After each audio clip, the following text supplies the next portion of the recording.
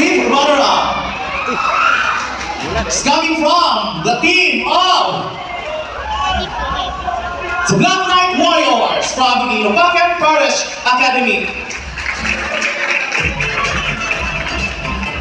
To give the certificate of appreciation, I request Honorable Gloria Malanges, ma'am, to hand in the certificate to Black Knight Warriors. I-forward mo kamay, Day.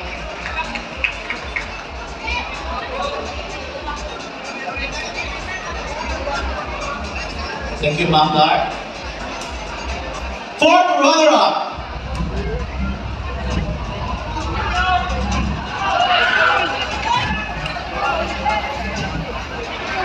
Fourth runner-up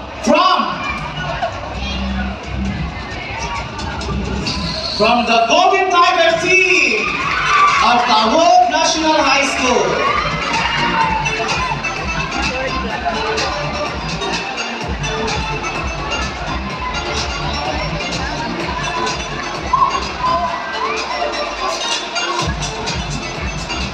Third runner-up goes to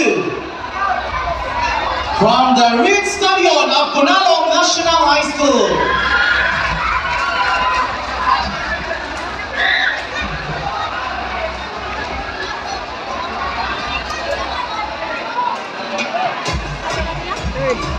So 3 muses left.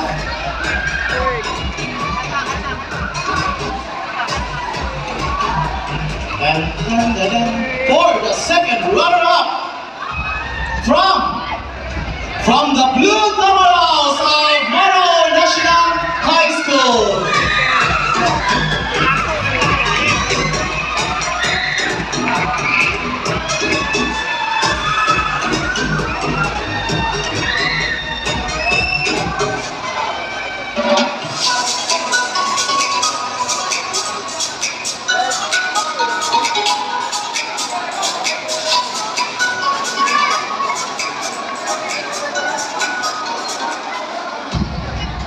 Okay, first runner-up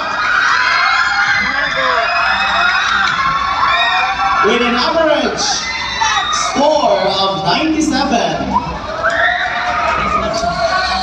and the other one is 97.83. Our first runner-up is no other than from the Green Panther and our newest ng Linggo ng Kabataan 2024 is from the White Eagles. Congratulations!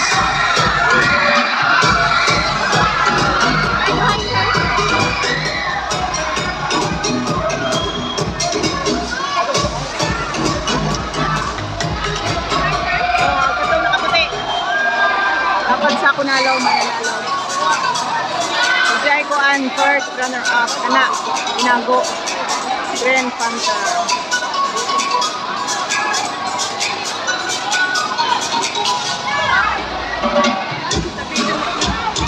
So our Linggo ng Kabataan 2024 Muse will receive a certificate. So I will wait first the certificate of our winner.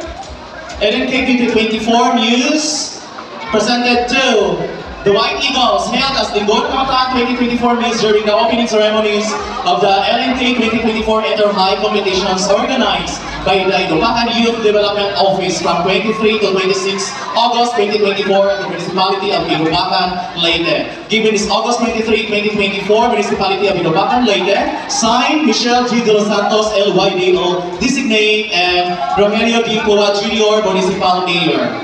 So again, the winner will receive a cash prize of 1,000 plus certificate and a sash.